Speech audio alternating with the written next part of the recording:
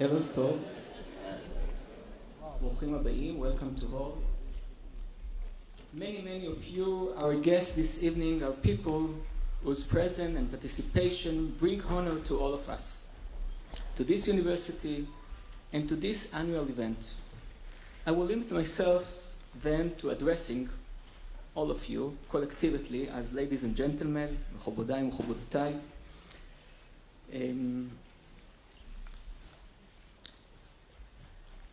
This is a great honor for us to see the size of audience that has assembled here this evening. It is a great privilege for us to have our guest, Rabbi Lord Jonathan Sacks, who served for more than 2 decades as the chief rabbi of Britain, or very formal, chief rabbi of the United Hebrew Congregation of Great Britain and the Commonwealth. For the past several years, he has served as a professor of King's College in London and New York University, and is well known for his writings. Rabbi Sacks received an honorary doctorate from this university, Bar-Ilan University, in his reception also of the Shomer Tzion. This is an award that's given by Merkaz Ingberg, Universitat Bar-Ilan, for Jerusalem studies. This year, we are honored to have Rabbi Sacks as our guest to deliver the annual distinguished lecture in Jewish thought. פותחים בכבוד אכסניה. האולם שבו אנחנו יושבים נתרם על ידי משפחת וול, מידידי בר-אילן באנגליה. בקונטקסט שלנו יותר חשוב שאנו במחלקה למחשבת ישראל יושבים בבניין על שם עמנואל יעקובוביץ', רבי לורד יעקובוביץ', שהיה הרב הראשי של UK before the Rabbi Sacks. הבניין לאתיקה, פילוסופיה ומחשבת ישראל, שגם הוא נתרם על ידי אגודת הידידים של UK, של בר-אילן בבריטניה. להכנה של הערב הזה היו שותפים רבים. ראש לכולם, דוקטור אבי אלקיים, שהוא ראש המחלקה למחשבת ישראל, עומד בראש הוצאת אידרה, וזה הזמן גם להודות לו בשלהי כהונתו כראש מחלקה על כל הפעילות הרבה וההשראה והיוזמה שהביא למחלקה.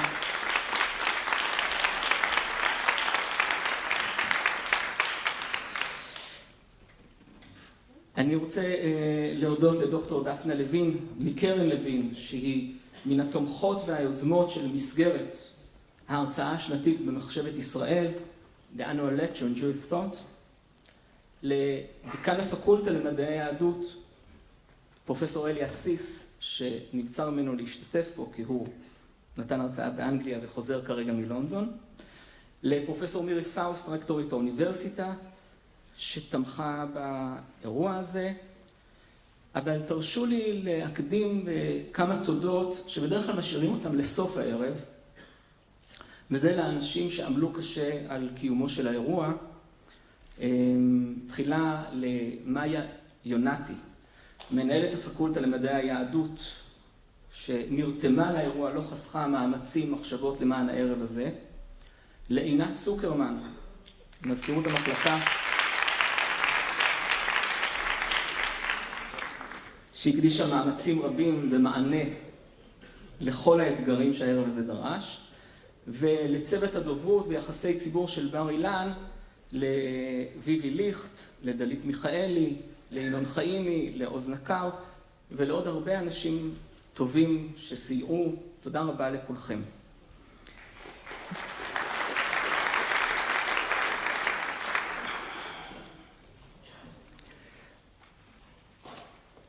I want to read a paragraph in Hebrew, and now you understand when I'm reading in English and when I read in Hebrew. מההקדמה של התרגום של הספר של הרב זקס לעברית, לרפא עולם שבור.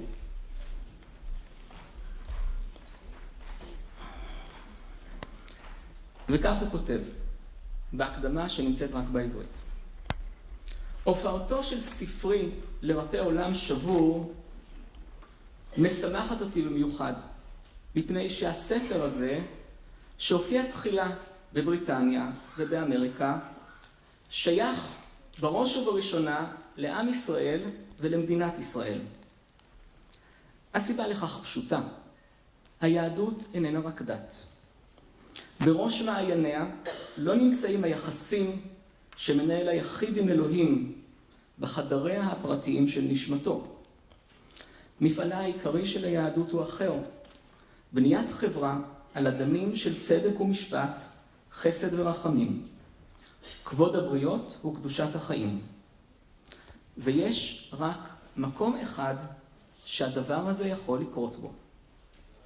לאורך כמעט 4,000 שנות היסטוריה יהודית, יהודים חיו בכל ארצות העולם, אבל רק באחת מהן בידיהם לבנות חברה, בארץ ישראל.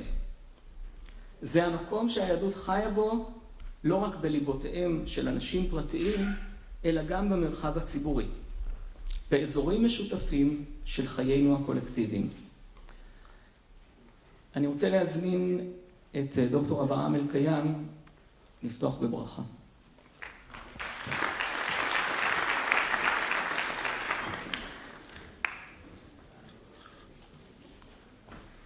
תודה רבה. בפרשת השבוע הקודמת קראנו וידבר אדוני אל משה לאמור, דבר אל אהרון ואמרת אליו, בהעלותך את הנרות מול פני המנורה יאירו 7 הנרות.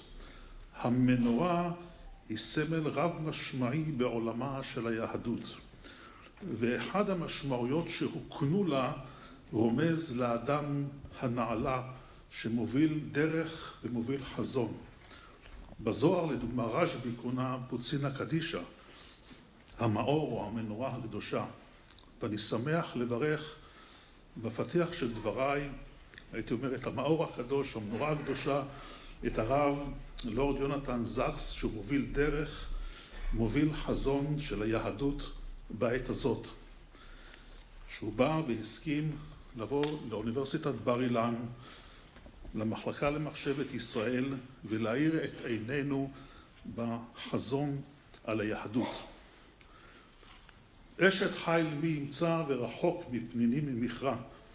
זאת הפעם הראשונה שמתקיימת ההרצאה השנתית של המחלקה למחשבת ישראל, ועצם הרעיון לקיים את ההרצאה השנתית של המחלקה למחשבת ישראל היא פרי יוזמתה ונדיבותה של דוקטור דפנה לוין, שאין ערוך לתרומתה למחלקה למחשבת ישראל, וטובת עין היא תבורך.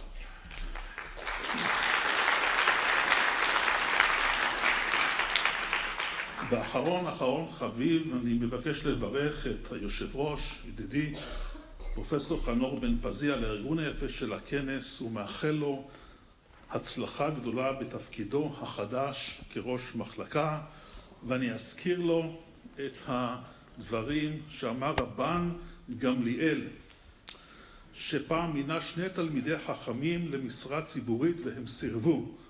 אמר להם, כמדומים אתם ששררה אני נותן לכם, עבדות אני נותן לכם. אז זה בשבילך חנוך. ובכן, אני אומר את הרציונל של סדרת ההרצאות. אני אפתח בדברים של רבי משה חיים לוצאטו, כפי שהוא פותח את ספרו במסילת ישרים. יסוד החסידות ושורש העבודה התמימה הוא שיתברר ויתאמת אצל האדם מה חובתו בעולמו, ולמה צריך שישים מבטו ומגמתו בכל אשר עמל כל ימי חייו. ובכן, כראש המחלקה למחשבת ישראל וכמי שנושא בעול של הנחלתה של הפילוסופיה וההגות היהודית לדור הצעיר, שאלתי את עצמי את השאלה בעקבות רמח"ל, מהי חובתו של הפילוסוף היהודי ובמה ישים מבטו ומגמתו בכל אשר עמל כל חייו. והייתי אומר שיש לי תחושה קשה מאוד שהעם היהודי איבד באיזה מובן את מקומו ואת ייעודו במין האנושי. שאני מאזין לשיח הישראלי בעת הזאת, ולצערי בעיקרו שיח פוליטי. ואינו מרחיב את גבולותיו לשאלת זהותו של העם היהודי, ייעודה של היהדות בין העמים. הנה אנחנו כאן בישראל חוגגים השנה 70 שנה לקיומה של מדינת ישראל, ויש גאווה גדולה בהישגים של מדינת ישראל מבחינה טכנולוגית וחומרית. אבל קשה לי לומר כי יש לנו הישגים בתחום הפילוסופי, התיאולוגי והמוסרי של ההגות היהודית. הייתי אומר אפילו שמדינת ישראל במשך 70 שנות קיומה לא העמידה אפילו פילוסוף אחד בינלאומי כמו שהצליחה הקהילה היהודית בצרפת להעמיד את עמנואל לוינס. ובכן, החזון שלי כתפקידה של המחלקה למחשבת ישראל באוניברסיטת בר-אילן היא להוביל את השיח הפילוסופי, התיאולוגי והמוסרי של היהדות ושל הקיום היהודי במאה ה-21. לדון במצבו הקיומי האנושי של היהודי בעת הזאת.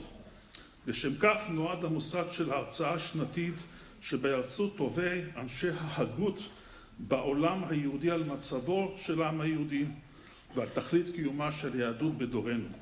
על כן שמח ליבי כי מי שפותח את סדרת ההרצאות השנתית הוא הרב יונתן זקס על השליחות בעת הזאת של היהדות, ולא התודה ולא הברכה. תודה.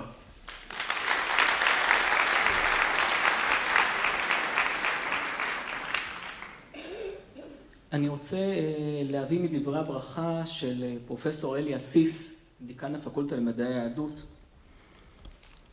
ובפתח דבריו הוא מתנצל, אז יהיה ברור. Dear Rabbi Lord Sacks, I first would like to apologize for not being here to greet you in person as I speak as I am on my way from lecturing in the UK.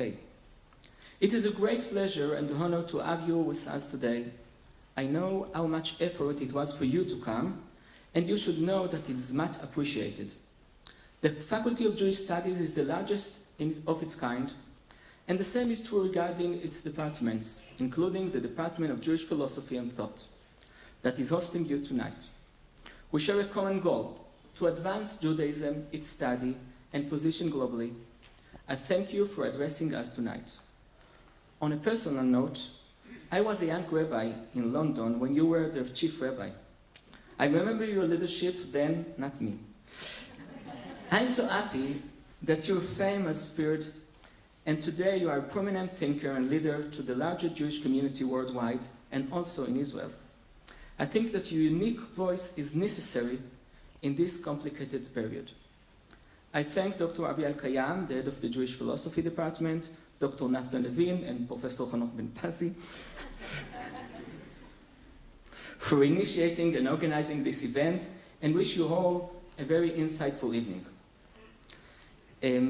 I present you, and afterward I will give you that, with my latest book dealing with the issues that touch upon your writing called Identity and Conflict, the struggle between Esau and Jacob's Edom in Israel. So this is a gift from him. We'll wait for you.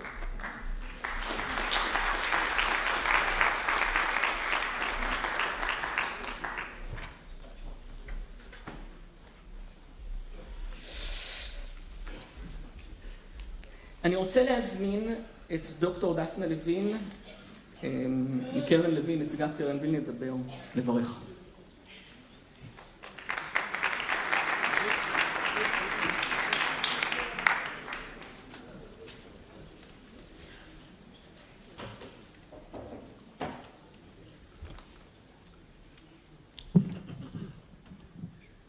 אז עכשיו, משהכל כבר נאמר, רציתי להוסיף נדבך אישי ולחלוק איתכם את מקור ההשראה למיזם הזה, שכולי תקווה שיהפוך למסורת מפוארת, אשר תמשיך ותייחד את המחלקה למחשבת ישראל.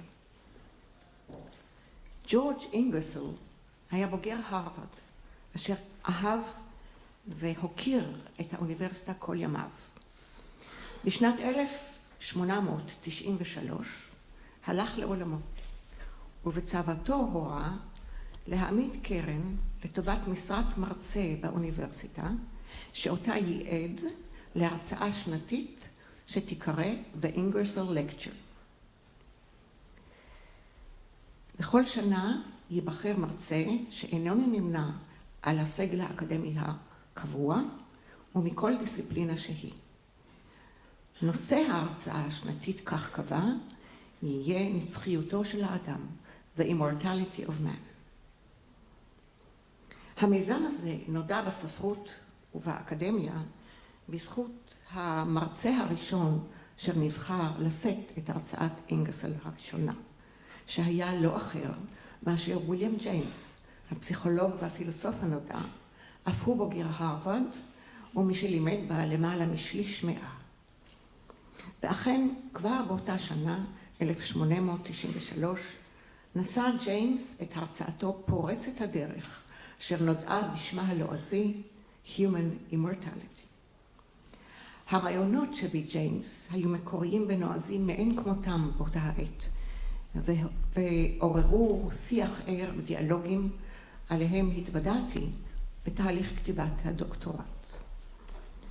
ג'יימס הציע למשל שכאשר המוח מפסיק לתפקד, הרי הזרם התודעתי המיוחד אותו הוא משרת או מקדם, אמנם ייעלם לגמרי מהעולם הטבעי הזה, אבל אותו מרחב הוויה אשר שירת את התודעה, אשר סיפק את התודעה, עדיין יוותר שלם בעולם היותר ממשי, עמו היה עדיין בקשר בעודו בעולם הזה.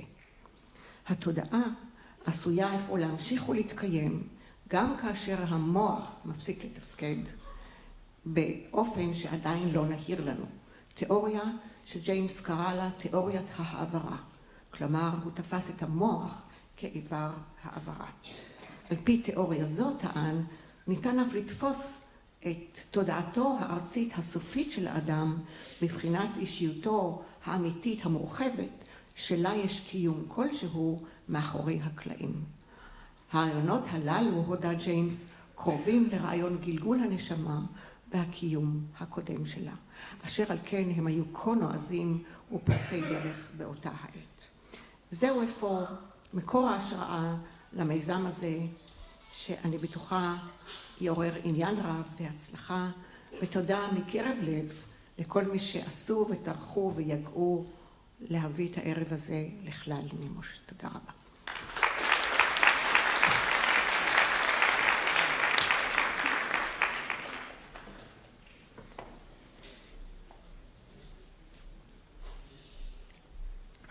אחת המחשבות המרכזיות שליוו אותנו בייסוד של המסגרת הזאת, נוגע באחד מן האתגרים הגדולים שניצבים בפני המחשבה היהודית של העת הזאת. להפנות את הפנים כלפי העתיד. במובנים רבים, מרבית הכתיבה והמחקר של מחשבת ישראל עוסק בניתוח וברור של יצירות, מגמות, הגות, רציונלית ומיסטית של תולדות המחשבה היהודית. אנחנו נדרשים בעת הזאת לעודד חשיבה מקורית, יצירה הגותית שתתמודד באופן ישיר עם הנושאים החשובים שעומדים על סדר יומו של העם היהודי, של האנושות כולה. אנו רואים את הרב זקס כאחת מדמויות המפתח, דמויות המופת, שנענים לאתגר הזה. הרב זקס מתייצב בפני מעגלים קטנים וגדולים שלומדים ולומדות, מנהיגים, אנשי חינוך, אנשי מדע.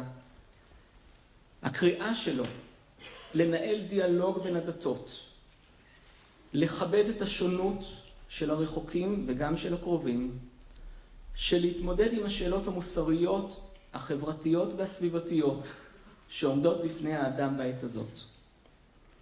היינו רוצים לראות במודל הזה של יצירה ושל כתיבה ושל אישיות ושל עמידה ציבורית כמודל לחוקרים וחוקרות בתחומי מחשבת ישראל. אני רוצה להזכיר רק מספר קטן מהחיבורים של הרב זקס. האחד זה Radical Then, Radical Now, שעוסק ברדיקליות של היהדות אז והיום. The Dignity of Difference, תורגם לעברית, לכבוד השוני. ואולי בעת הזאת מן הראוי להזכיר ולכבד את הפרויקט הגדול החדש בעברית של הרב זקס, שזה שיג ושיח, קריאות חדשות בפרשת השבוע, שהולך ויוצא לאור, יצא הכרך הראשון והשני בדרכו, שנמצא באמת בחלק מן השיח הגדול שלנו בעת הזאת. אני רוצה להזמין את הרב זקס.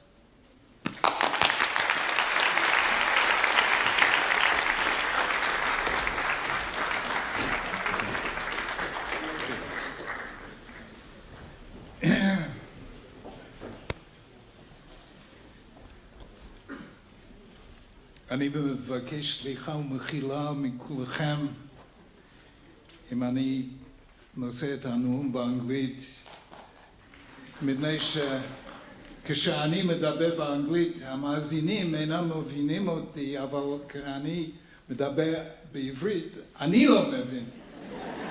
So please forgive me, but my enormous thanks to this wonderful university and its incredible team from its president, Ari Zaban, to its wonderful rector, Dr. Faust, to the incredible Jewish Studies team, which is one of the finest in the world, and to, of course, Dr. Daphna Levin and the Levin Foundation for making this possible.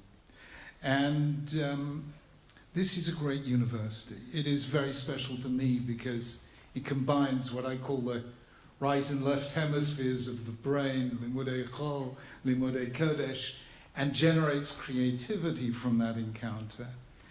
And your Jewish studies are terrific, but I congratulate you on your immense growth, your recent partnership with the United Nations on research into nanotechnology, your wonderful discovery of a new facial serum, which, although it won't stop us getting older, will stop us looking older. You're into quantum computing. Einstein's greatest mistake was to say God doesn't play dice with the universe. It turns out he does play dice with the universe to make it so much more interesting for us. And all in all, I salute you for your incredible achievements. And wish you bracha v'atzlacha b'chol ma'aseh yedechem. May you long continue to flourish into the future. Friends, I wonder if I could share with you a story that goes way back to the assimilationist tendency among diaspora Jews. And the story is told of the very, very assimilated Baron Guy de Rothschild in France, whose wife, the Baroness, was about to have a child, and he was playing poker with his friends downstairs, and they heard a cry from upstairs, "Mon Dieu, mon Dieu!" And Rothschild's friend said, "Rothschild, go up and see your wife, she's giving birth." He said, "Now is not the time." They carried on playing cards, and then 5 minutes later they hear a cry. My God, my God. They said, "Rothschild, go up, your wife is giving birth." He said, "Not yet." And they played for another 5 minutes. After 5 minutes, his wife cries out, "Gevalt!" And he says, "Now is the time." Now I call that the Gevalt theory of Jewish identity. And it is alive and well today, because if you ask people around the world, how is the Jewish world? How is the state of Israel? What do we hear? Anti-Semitism has returned. Israel is isolated. The Argentinians not even willing to play football with us. Everyone's upset that Jewish creativity has worked out how to imitate a chicken and win the Eurovision Song Contest. Diaspora Jewry are assimilating, Israeli Jewry is secularizing. This I call the Oy Vey theory of Jewish identity. I kvetch, therefore I am.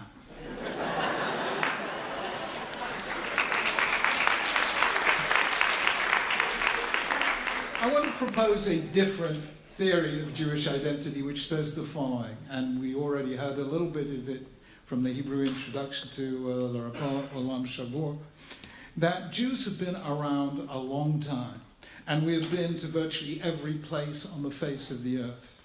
But I venture to suggest that never before in the almost 4,000 years of our history have we had simultaneously independence and sovereignty in Medinat Yisrael and freedom and equality in the diaspora. We may have had one at one time or other and then the other, but never both at the same time. And this surely calls for a new and confident response by way of Jewish thought. And that is what I want to set as a challenge for the future tonight. And I'm going to just mention what I consider a curious incident. You remember Sherlock Holmes says to Dr. Watson, I call your attention to the curious incident of the dog at night. And Dr. Watson said, but the dog did nothing at night. And Sherlock Holmes says, that was the curious incident. I want to call attention to another curious incident, actually three of them. Let me begin with this curious incident. We know the Medinat Yisrael has just celebrated its 70th birthday. I've just celebrated my 70th birthday. I can say Nahayiti v'gam zakanti, but Israel stays young. But the fact is that the Zionist movement was productive of more varied and ingenious and inspiring utopian forms of thought than perhaps any other in Jewish history. We had Herzl seeing Zionism as a cure for anti-Semitism. Pinsker seeing it as the normalization of the Jewish people. Others seeing it as the Ir Miklat, the city of refuge for Jews everywhere. We had Achad Ha'am seeing it as a form of cultural renewal. Aleph Dadav Gordon seeing it as a renewal of our contact with the land in a Tolstoyan sense. We had Berdyshevsky seeing it as a kind of Nietzschean self-assertion. We had David Ben-Gurion seeing it as a return to history after 2,000 years. We had Rav Kook seeing it as Atchalta di Gula. Everyone was thinking utopias, and Baruch Hashem, most of them came true. But all of that was before the birth of the state. In the last 70 years, where has been the new vision of Zionism? That is the curious incident.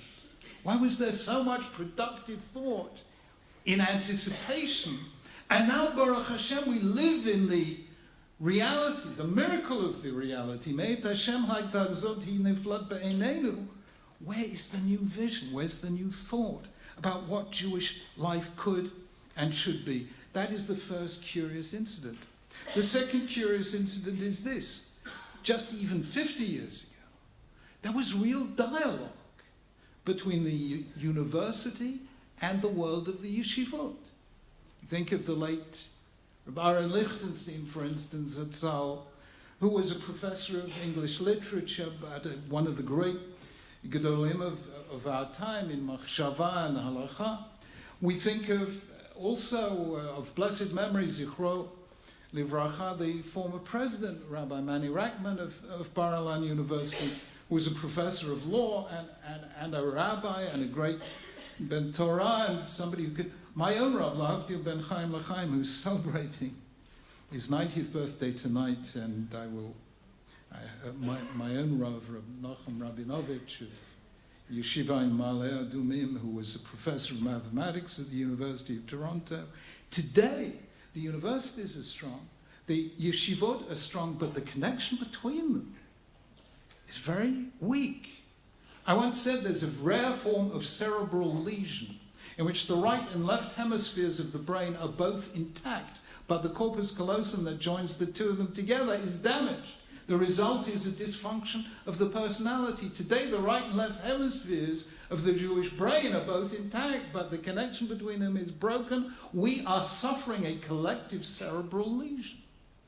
And that is the second curious incident. And the third curious incident is this.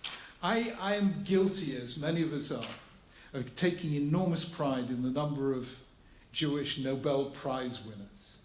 I love this. We have a wonderful atheist in England called Richard Dawkins. Do you know this man?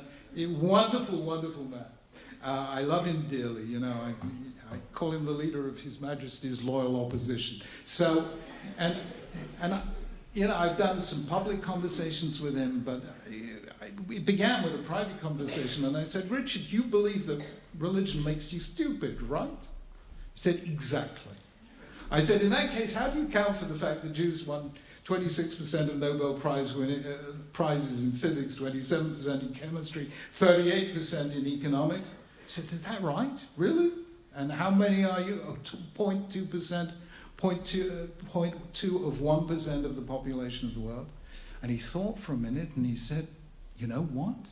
Jews must be different. And he goes around saying this. He really does. He's very sweet.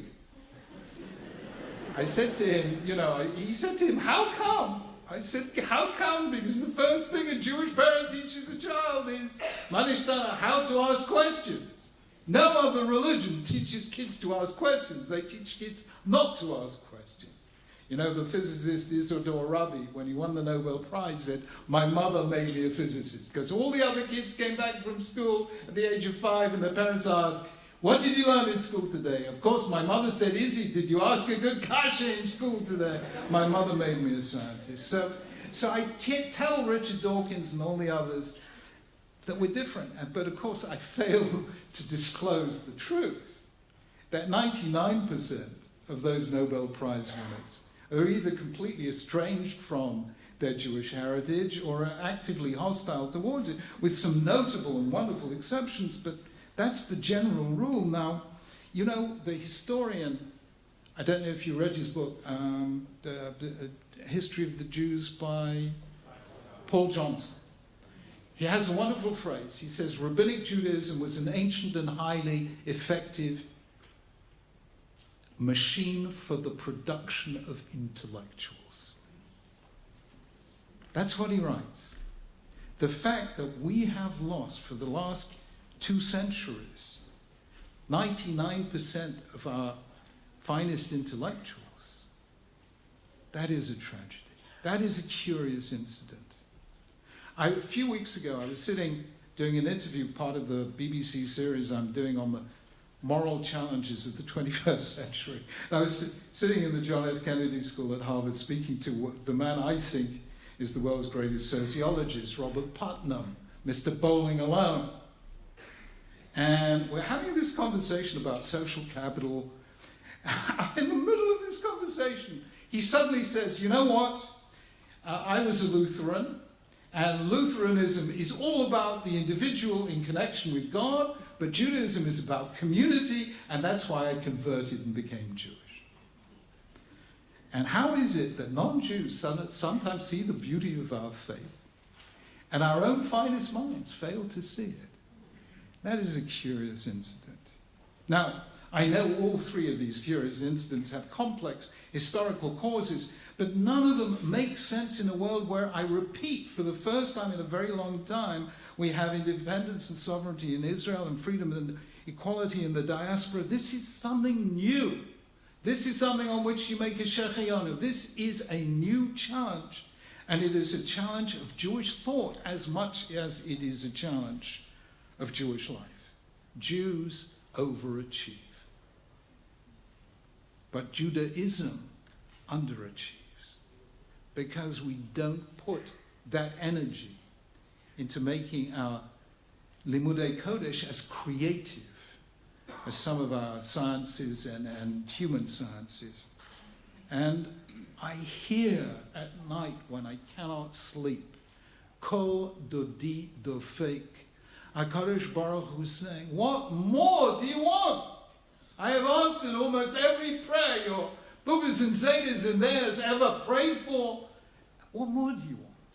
Now is the time for a renaissance in Jewish thought. Ad kan hakafa harishona. End of part 1. Part 2. I want to argue that now is quite specifically an Eit Ratzon, a time of great favor and opportunity for Jewish thought.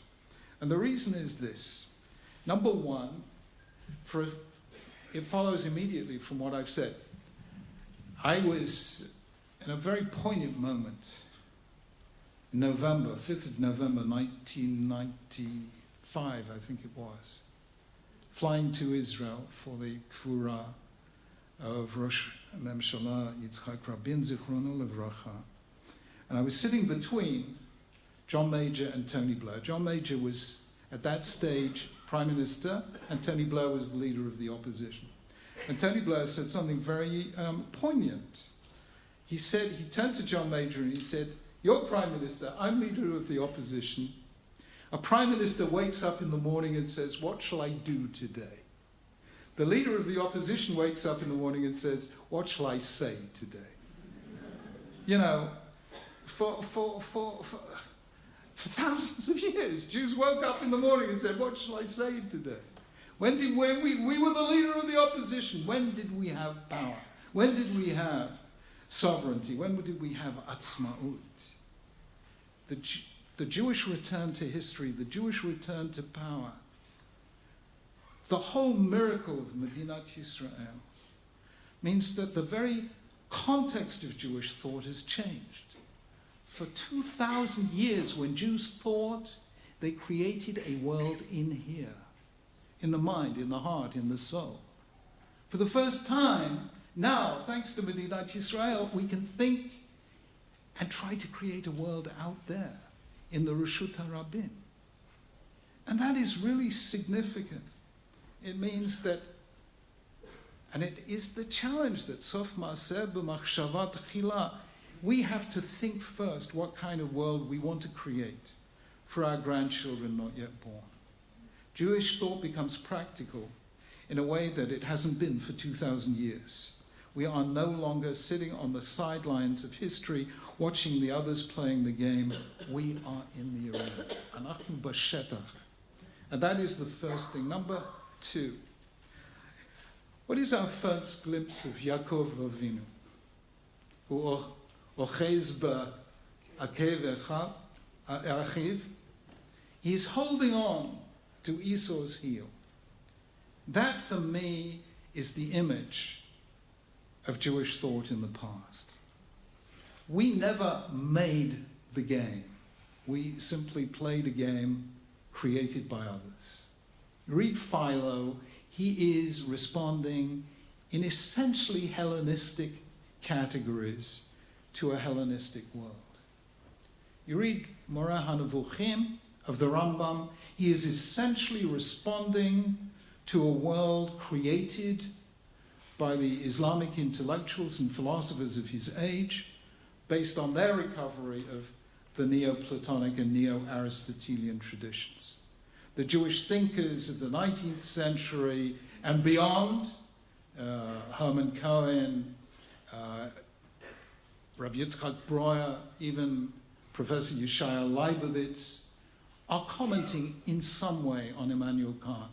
Franz Rosenzweig on Hegel. We are holding on to someone else's heel. Today, I say with total confidence, we have no need for that. Western civilization itself, the Enlightenment project, is in deep crisis.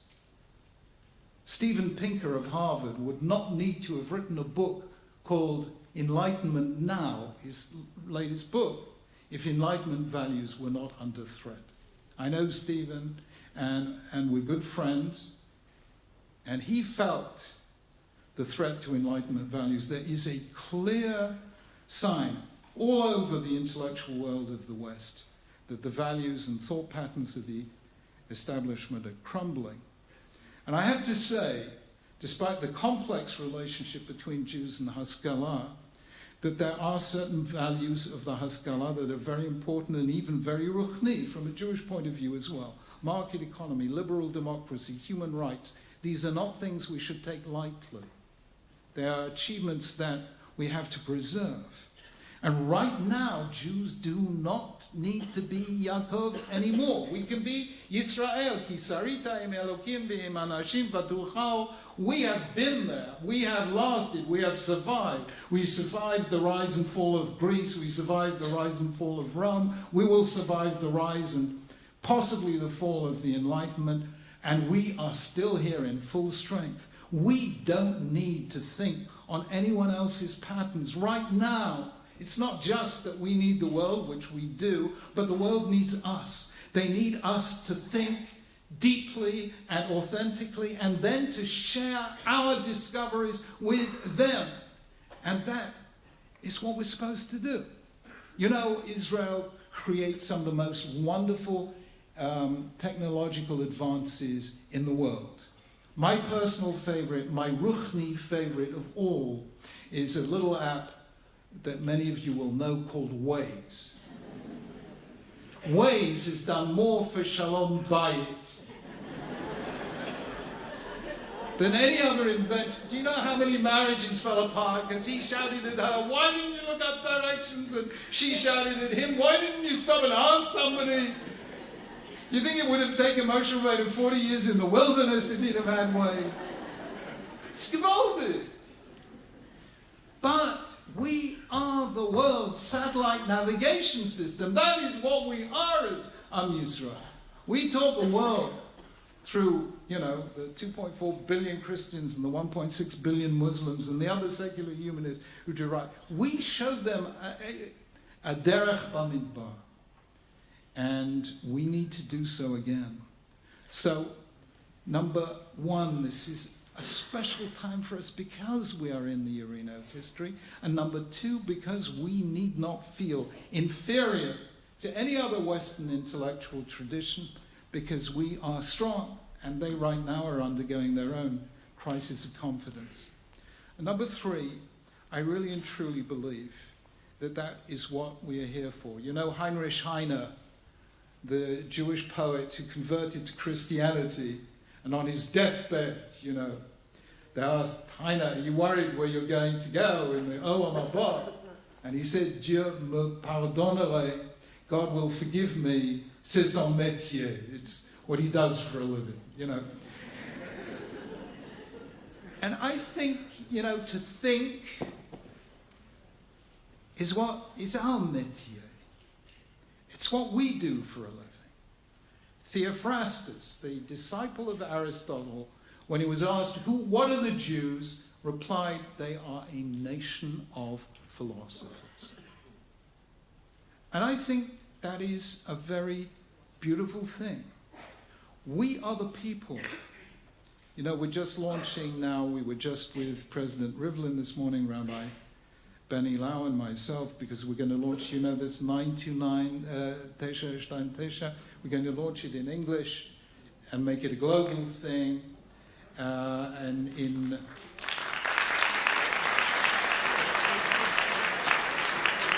I thank President Rivlin for his full support. It's a beautiful project. And they said, say something about Bereshit, you know, just to launch the thing. It'll be in August, I think we're launching it. And I said, how does the Torah tell the story of creation? Listen to this. The story of creation, the most powerful creation narrative in all of the history of literature, says repeatedly, Vayom Elokim Yehi, Vayehi, Vayar Elokim Ki Tov. God creates the universe with words. We are a religion. Yeah, we have holy places, we have holy people, we have holy times, but primarily we are a people of words, a people of holy words. And just as God creates the natural universe with words, we create, or God forbid, decreate the social universe with words. We are the people who know that words, concepts, ideas matter. We are the people who consistently throughout history have thought our way out of tragedy and found through our own internalized ways some new pathway of hope. My great-grandfather, Rabbi Aryeh Leib Fromkin, made Aliyah in 1871. I am a fourth generation Yored, but I hope to be back here sooner than later. I really do.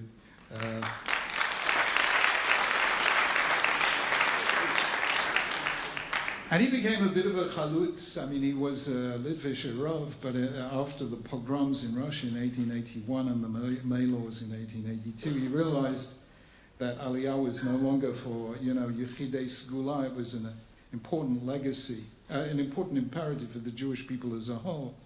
And he became a kind of chalutz. He built the first house in a yeshuv whose early settlers had left because they caught malaria. It was a malarial swamp by the Yarkon River. And the name they gave it, I think, is very beautiful. I'll tell you what the Chalutzim were like.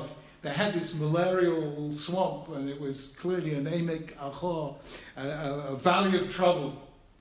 And they remembered the prophet Hosea, who said, I will turn a valley of trouble into Petach Tikva, into a gateway of hope. That's why they called it Petach Tikva. And that has been the Jewish genius throughout.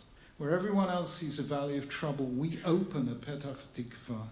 And in a world of failed and failing states, of extremism and divisiveness in politics, not only here in the Middle East, but even in Europe today, and even in the United States today, we owe humanity the opening of a Petach Tikva. And what begins in words and ideas in the mind can become a reality through Medinat Israel. So those are my 3 reasons for saying this is an Eit Ratzon. Our return to history, the crisis of Western Enlightenment values, and number 3, it's what we are here for. We are the people whose job it is to be the voice of hope in the conversation of humankind. And finally, let me just give you some examples of what I mean. Number 1, let me turn to political theory for one moment.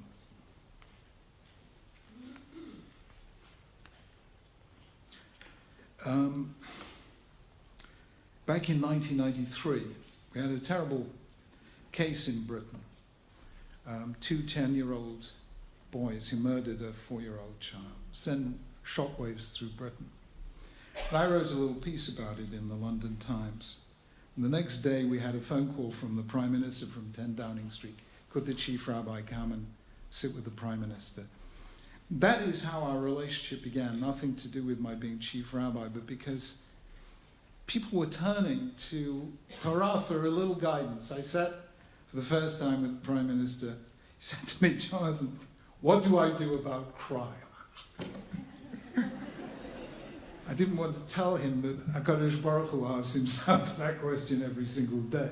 I said, that's a really good question, Prime Minister. But it did make me think, once I was being called on for advice on government policy, which lasted from then until the end of my chief rabbinate, I thought maybe I ought to kind of try and know a little bit of what I was talking about. I try to avoid that in general. But, to know what you're talking about, it does help sometimes, especially if you're advising others. So I spent the next 3 years studying political theory, just to see, I had a day job as chief rabbi, but I wanted to know, is there something distinctive about the Jewish approach to politics? Other than the sheer vindictiveness, and I discovered there was. And I have argued, I've written a couple of books about this, that there's something unique about Jewish political theory in Tanakh. And I want just briefly to recapitulate it. If you don't understand it now, we've done this as a little, what do you call it? Whiteboard animation called The Politics of Hope. It's on YouTube or our website or on Facebook. It's 6 minutes, you'll understand it. I'll do it 3 minutes, you won't have a clue. Here it is. We have a famous episode in Shmuel Aleph Perek Chet, where the people come to Shmuel and ask for a king. You're great, but your kid's not so great, and we would like a king. And Shmuel gets very upset. And Hashem knows he's upset. And he says, don't worry, don't be upset. They're not rejecting you, they're rejecting me. It's the only moment in Tanakh when Hashem speaks like a Jewish mother, Don't worry, I'll sit here and suffer, And then Hashem says to Shmuel, tell them what's going to happen, and if they still want a king, give them a king. Now, and Shmuel warns them, Mishpat HaMelech, that he'll take your sons for his chariots and your daughters for his kitchens and all the rest of it. It'll take the best of your lands and so on and so forth. And people say, no, we still want a king. And Hashem says, give them a king. Now, commentators on this didn't really work out. It's a very puzzling passage because either the Torah is in favor of monarchy or it's not in favor of monarchy. If it's in favor of appointing a king, if minui melech sum tasim alecha melech is a simple positive command, then why does God say that in fulfilling that command they're rejecting him? And if monarchy is not approved of by the Torah, why does God say to Shmuel, give it to them anyway?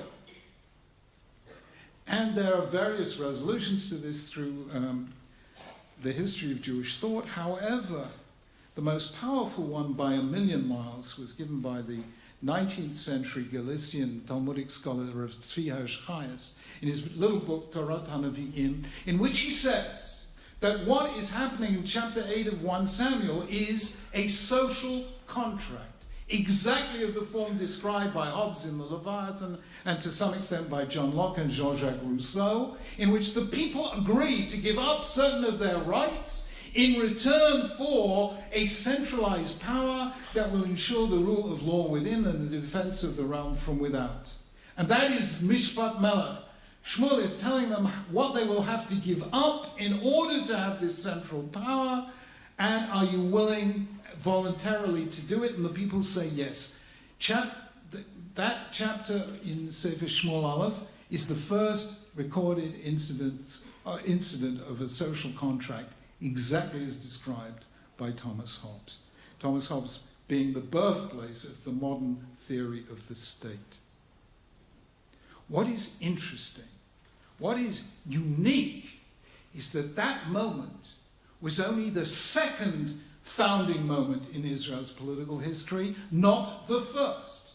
The first took place centuries earlier, when Moshe Rabbeinu and Am Yisrael stood at the foot of Mount Sinai and made a covenant with God, God having invited them, V'atem tiyu li mamlechet kohanim v'goy kadosh, and he commands Moses to make that offer to the Israelites, and 3 times the Israelites agreed. Kol Hashem Hashem, Naaseh, they said in chapter 19, chapter 24, and finally they say Kol Hashem Hashem, Naaseh v'nishma. 3 times they agreed to it.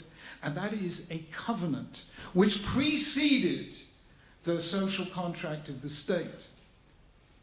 And what is the difference between a contract and a covenant? You have a contract. Imagine you have a contract with your mechanic to mend your car, or with your plumber to unblock the drains. You know, I had a friend in Yerushalayim who used to say to me, I have a plumber, his name is Mashiach. I await him daily and he never turns up. So, you know, you make a contract for a specific purpose. He's following his self-interest, I'm following my self-interest. We do an exchange. He has the service that I want. I have the money that he wants. We do a deal. And there's nothing more. We're 2 self-interested individuals who make an exchange for mutual gain. A covenant is not like that. A covenant is like a marriage. 2 eyes come together to be a we. A covenant is something in which 2 or more parties, each respecting the independence and dignity of the other, come together to form a bond of loyalty and love to do together what neither can do alone. And that is what happened at Har Sinai. And if we ask, what is it that God cannot do on his own? The answer is simple. God on his own cannot live within the human heart. That needs our consent. Covenants are transformative. Contracts are merely beneficial. Contracts are about interest. Covenants are about identity. And the result is that Judaism, unlike any other political system I know, although the American system comes very close to it, has this dual founding. The social covenant that creates a society and the social contract that creates a state. That is a unique political theory. Now, whenever I wrote a couple of books on this, whenever I speak about this political theory, there is enormous interest from non-Jews, from the British government, from American think tanks. It is taken very seriously. Here in Medinat Yisrael, we need to develop that unique political theory. You know that President Rivlin has spoken about the four minorities in Israel, the Chilonim, the Datiyim, Leumiyim, the Haredim, and the Palestinians who have no shared narrative. That means there has to be some Itchadshut HaBrit, there has to be a renewal of the covenant. You do that. The covenant was renewed by Moses at the end of his life in Parshas Nitzavim, by Joshua in chapter 24 at the end of his life, by Josiah, by Chizkiyahu HaMelech, Yeshayahu HaMelech, by Ezra and Nehemiah in Nehemiah chapters 8 and 9. Covenants can be renewed. That's the incredible thing about the Jewish political tradition. We know, British politicians and American ones know that covenant is an essential idea they have to take seriously if they are to reunite their deeply divided populations. But this is a Jewish idea. You won't find it anywhere else. It's not in Plato, it's not in Aristotle, and it's not in any of the modern political thinkers. So now that we have statehood and independence, let's see a renewal of Jewish political philosophy. And let me say this, that I learned this from an Adam Gadol who taught here at Bar-Ilan University, the late Professor Daniel Elazar of blessed memory, who wrote all the standard texts on this. And Bar-Ilan should be aware that their contribution to political thought, Jewish political thought, is immense because of his work and the work of all those who continue there. So that is the first thing. Number two, let me give you an example from psychology or psychoanalysis. I mean, psychoanalysis, of course, is the Jewish monopoly, isn't it? All the other psychoanalysts were Jews, Freud, Adler, what was his name? Otto Rank, whose real name, birth name was Otto Rosenberg, Melanie Klein, you name it. Jung was the token ethnic in all of this. But otherwise, every psychoanalyst was Jewish. I say this is no coincidence because if you're not Jewish, who needs a psychoanalyst in the first place? Now, I love all of these people. I am not going to take one iota away from the revolutionary impact of Freud and everything he did. But I do argue that in one sense, Freud and his followers were using a very Greek model. Oedipus, Laius, this is a very Greek myth-based narrative of the human condition, and the result is Freud's essentially tragic vision of humanity, not a million miles away from Spinoza's vision of humanity. And this is fine, and it's valid, and it's powerful, and it's creative, and it's original, but it's not the last word on the subject. And the reason that it isn't the last word on the subject is because of the work of three outstanding psychotherapists, two of whom are still alive and still, Baruch Hashem, working.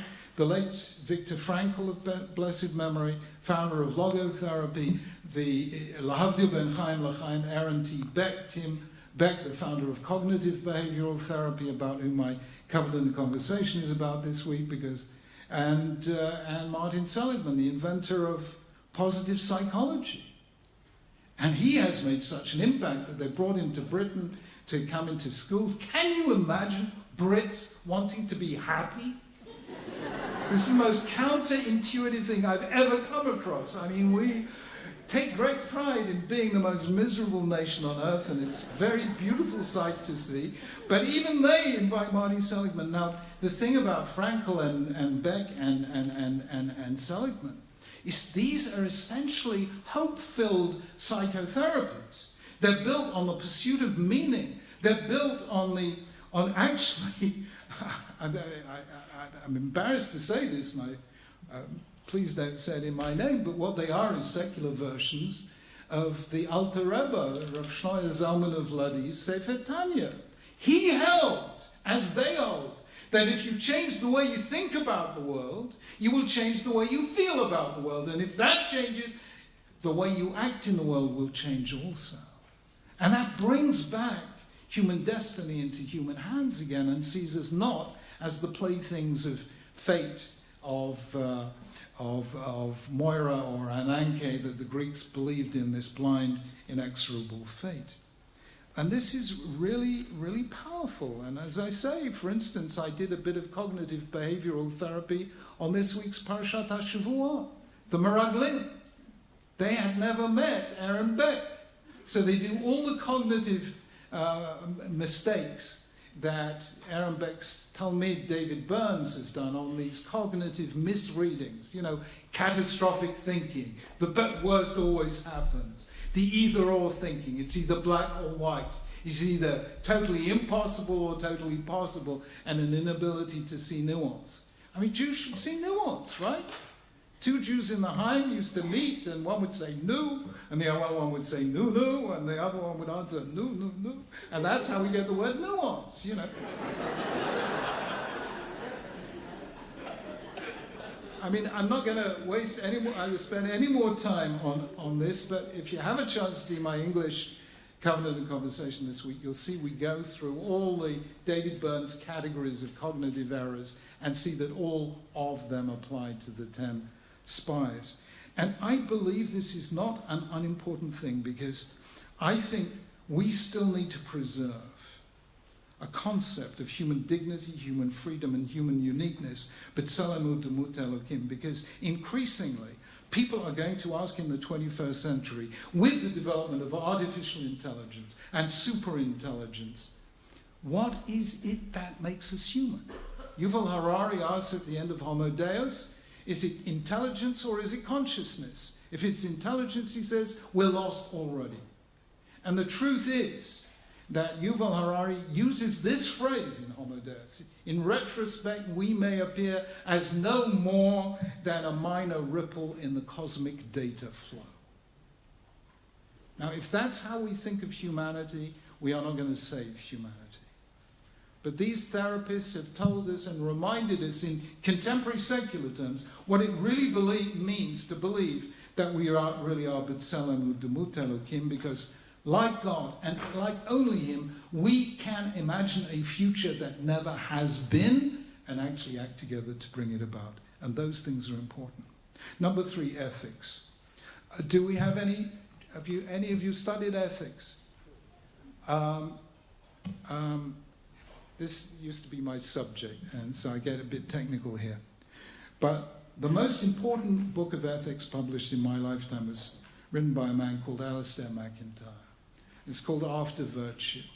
And Alasdair MacIntyre argues that the Enlightenment project failed, the great project of the Enlightenment to find a secular basis for morality. He said, really, the Enlightenment came up with 3 options. There was David Hume and the Scottish Enlightenment, Adam Smith, Adam Ferguson and others, who said that morality is based on the moral sense, our emotions. We have feelings of empathy and sympathy and compassion and fellow feeling, and those are the basis of morality. Immanuel Kant, who held a deontological approach to ethics. Ethics is a matter of duty and the categorical imperative, which we can arrive at as through reason. And then Jeremy Bentham, who said, forget about reason, forget about emotions, look at the results of what we do. Utilitarianism. Does our act produce the greatest happiness for the greatest number? And MacIntyre argues that not that these views are wrong, but they are completely incompatible with one another, and the result is we can never make a moral decision because we never have a way of preferring a Humean or a Kantian or a Benthamite solution to any problem, hence all moral argument is interminable. Now, thus far Alasdair MacIntyre, a genius and somebody that I regard as one of the Gedolim of our time. But I beg, and this is the first time I've ever said this in public, to disagree with him. He's a Catholic. He's entitled to be pessimistic. You know, original sin, it's okay. We're not like that. We're much more cheerful. And I want to propose something that will solve MacIntyre's dilemma. I don't know whether you ever noticed this, but Tanakh contains, at the very least, 3 completely different moral voices. Completely different. And I will call them very simply Torat Kohanim, the priestly voice, Torat Hanaviim, the prophetic voice, and Torat Melachim, the kingly or royal voice. These are 3 different voices in Tanakh. And they are 3 different mindsets, and they use different vocabularies, and they see the world in different ways. The Kohanim see the world. The key verbs for Kohanim are lahavdil ulahorot. Havdalah is a priestly activity, making divisions, and lahorot is a priestly word. That is why Torah tells us that the priestly voice is the predominant one in the Chumash. The key polar opposites for the Kohen are Kodesh and Chol, Tahor, Tameh, and a Kohen lives in a world of what I call sacred ontology, and if you haven't got a clue what that means, neither have I, don't worry about it, let's move on. The Nevi'im operated on a different kind of vocabulary. The key words for the prophets, as we remind ourselves 6 times, and men remind themselves 6 times a week, are tzedek, mishpat, chesed, and rachamim. Those are the key prophetic words. They are into not what is holy and unholy. They are not into boundary maintenance and putting everything into its right boxes. They're into personal relationships. Our personal relationship with Hashem, our personal relationship with our fellow human beings. That is the mindset. And they talk in different languages. When prophets speak about redemption from sin, they use the verb lashuv. Tshuva is a prophetic word. When Kohanim talk about sin, what do they talk about? Kapara and tahara.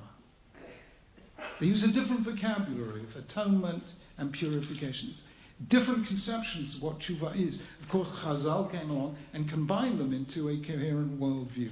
But in the biblical age, they were different. What is Torah Melachim? The answer is Chokhmah. The key word for kings is wisdom. Wisdom is universal. Wisdom is about Elokim, not about Hashem. It's about God, creator of the universe. It's not about Hashem with whom we have an interpersonal dialogue. Chokhmah is about reason rather than revelation. Chokhmah is the voice in Sefer Mishlei, in Sefer Kohelet, in Sefer Yov, in some of the Psalms. It is a different world altogether. And the incredible thing is that Tanakh is a conversation scored for those 3 voices. It is a study in moral complexity. Now this is interesting. And they exist to this day. Halacha is the world of Kohanim. Agadah is the world of the prophets in a post-prophetic age. Jewish philosophy is Torah Melachim. It is the universals of the Jewish faith. And the fascinating thing is that if you translate this back into secular terms, you will see that Torah Kohanim is Kantian. It's about our duties. It's about the categorical imperative. It's about deontology. Torah Nevi'im, which is about saying a mishpat and chesed and rachamim, is exactly like David Hume and Adam Smith's account of morality, which is about our feelings for and relationships with other humans. It's about moral emotions. And Torah Melachim is the world of Bentham. A king has to decide on a policy which has the best possible consequences. Doesn't matter about your emotions and doesn't matter about your duties. It's what is best for the people as a whole. Melachim are Benthamite utilitarians. It turns out that Alistair McIntyre's belief that if you have 3 different moral voices, your whole world collapses, is not true. We've had those 3 different voices in Judaism for 3,000 years and our world hasn't yet collapsed. That you can actually have a theory of moral complexity. It turns out that the basic philosophical mistake, and it has been there since Plato to this day, is to think the moral life is simple when in fact the moral life is irreducibly complex. Can I be indiscreet for a moment? We came in late last night. That's why and our flight was a bit delayed. And so we watched a film. I hope this doesn't shock you. Rabbis sometimes watch film. I don't know if you've seen this film. Have you seen it? It's called The Post. It's Steven Spielberg's film. And let me give you, this is a film about a moral dilemma, right? It's about Katharine Graham, the owner of the Washington Post, and Ben Bradley, the editor of the Washington Post. Should they or shouldn't they publish the Pentagon Papers supplied by Daniel Ellsberg that told the story of the cover-up of successive American governments and presidents of the failure of America in the war in Vietnam? And the question was, should she or shouldn't she publish when the Supreme Court had already issued an injunction against the New York Times preventing them from publication? Now, what do you do in a situation like that? Answer, you get Steven Spielberg to make a film about it. But I mean, how do you make a decision like that when you are risking your entire reputation in your entire life, when you are risking the future of the Washington Post, and thus the legacy that you were charged with continuing? You risk forfeiting the livelihood of every journalist who works for you. You risk landing up in prison, destroying not only your career but your reputation. Do you go ahead and publish or don't you? Now, let us apply a simple introductory course in ethics. What does Kant tell us? What does Hume tell us? What does Bentham tell us? Well, Hume can't tell us because follow your emotions. And what do your emotions say here? The answer is they're conflicting emotions, right? You've got a loyalty to your team and your paper, but you've got a loyalty to the truth. So loyalty doesn't help you. Forget Hume. What about Kant? What are your duties? Well, you've got duties to the people who work for you, you've got duties to the public, you've got duties to the American government, you've got a conflict of duties. Goodbye, Kant. He can't help you. Well, let's turn to Bentham. Let's see what the consequences are. The essence of a dilemma like that is you don't know what the consequences are until you've made the decision. So the consequences can't help you make the decision because you don't know what they're going to be. So goodbye, Kant, goodbye, Bentham, goodbye, Hume. None of those help. Why? Because all of them assume the moral life is simple. The moral life isn't simple, and Tanakh is the clarion call to that. What you would do is you get all the Kohanim, all the Nevi'im, and all the Malachim in the room and let them argue together. Yeah, Descartes said, I think, therefore I am. Jews say, we argue, therefore we are. And who would win that argument? Tell me, who would win that argument? The Kohanim would say, hang on, I've got to look it up in Shulchan Aruch. The kings would say, besser nicht.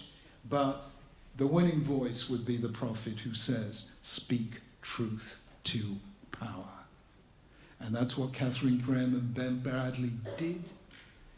And that is why a Jewish account of moral dilemmas is more true to life than any abstract philosophical theory. So there it is. It turns out that we do have something to say to the world as a whole that's intellectually new and challenging, and it is the challenge I throw out to you. I've tried to show how Jewish thought can make a contribution, not just to us as Jews, but to the world. And we no longer need to be a footnote to Plato or a commentary on Kant. We can do so in our own right. And I've tried to show how we can do this in political theory, in psychotherapy, and in moral philosophy. And yes, I know, Israel has other things to worry about, and we know that only too well. So there's a battle to be fought with Hamas and Hezbollah and Iran, and that takes precedence over everything else, and we know this. But I want you to just think back, and these are my closing words, to 100 years ago, in the trenches of the First World War. Do you know what was happening there? What does Matthew Arnold call it when ignorant armies clash at night? There are two armies trying to murder one another.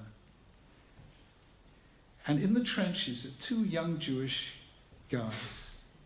One is called Ludwig Wittgenstein. The other one is called Franz Rosenzweig. And while everyone else is beating the hell out of each other, they're both scribbling away on postcards.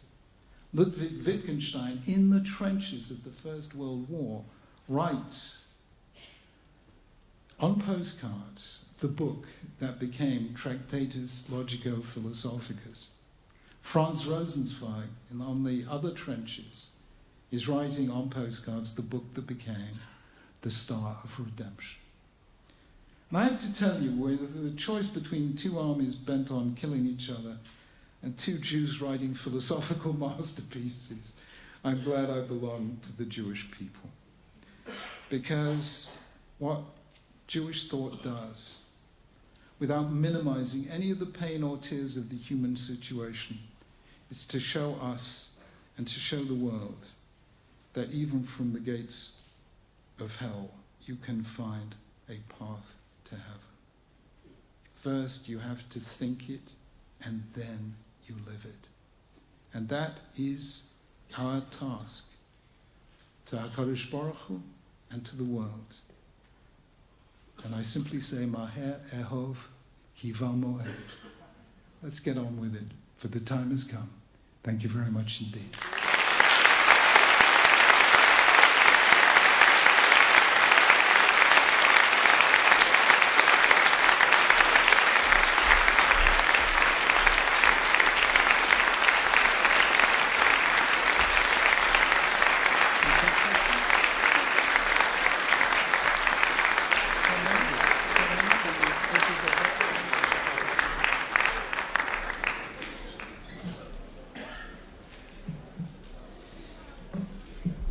רגע לפני שאני פותח את הבמה לשאלות ותשובות לזמן קצר,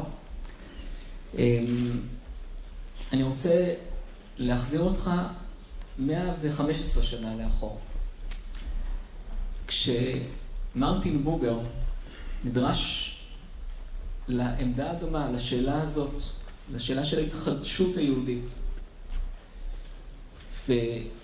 עמד ואמר בשעתו, זוהי שעת ההכרעה. אנחנו צריכים להכריע. הוא קרא לזה בין לאומיות אגואיסטית ללאומיות אנושית, שמחויבת לאנושות. הוא אמר, זו השעה, היא לא תבוא עוד פעם. ואני חושב שבדברים המעוררי השראה ומאוד מחייבים של הדברים שלך פה, זה היה לומר, יש לנו שעת הכרעה חדשה. היא עכשיו. במובן מסוים אני רוצה לומר משהו מאוד מאוד מקומי, שאני מקווה שלא יהיה רק מקומי. האוניברסיטה הזאת בשנה האחרונה מנסה להגדיר מחדש את החזון שלה. ובביטוי המקומי זה נקרא The Third Mission. זה לא מפה נולד הביטוי, אבל לומר, מהי המטרה, המשימה השלישית? ולכאורה המשימה פשוטה, בר-אילן הגדירה את עצמה, המשימה השלישית היא היהדות. אבל אני חושב שבמובנים רבים מאוד, אנחנו צריכים להגדיר את אותה משימה מחדש. אני חושב שהדברים שלך יכולים להיות דווקא בכיוון הפילוסופי, המחשבתי, האתי, הפוליטי שלהם, יכולים להוות סוג של כיוון, של הדרכה, לאן אפשר, או יותר חשוב לי אפשר, לאן צריך וראוי ללכת. אז תודה רבה לך על הדברים הנפלאים האלה.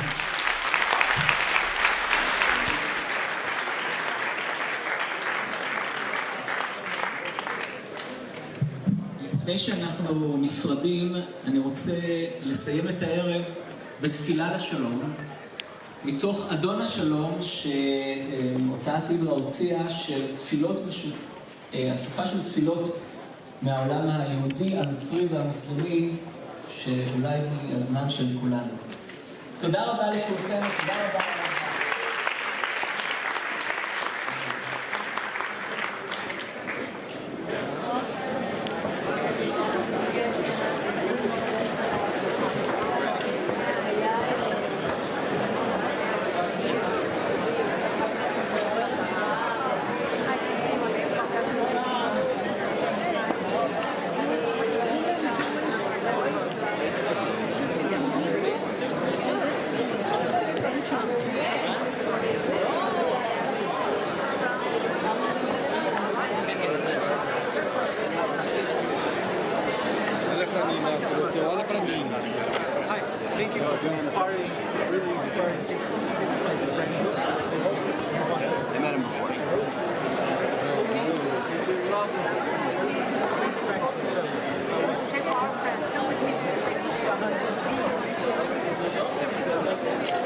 Eu tinha que ter botado ela entre você e ele.